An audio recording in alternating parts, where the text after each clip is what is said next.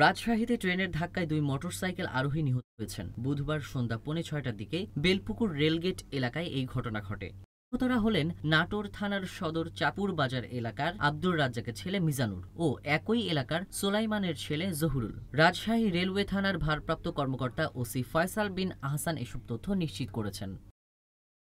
তিনি বলেন, সন্ধ্যা ৫:৩০টার দিকে বেলপুকুর রেলগেট এলাকায় পঞ্চগড় থেকে রাজশাহীগামী বাংলাবান্ধা ট্রেন একটি মোটরসাইকেলকে ধাক্কা দেয়। এতে ঘটনাস্থলে মিজানুর ও জহুরুলের মৃত্যু হয়।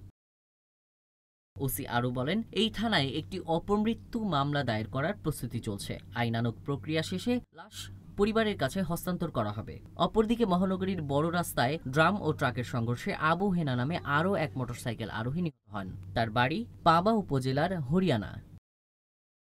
রাজশাহী প্রতিনিধি আজিজুল ইসলামের পাঠানো তথ্য ও ছবিতে ডেস্ক রিপোর্ট।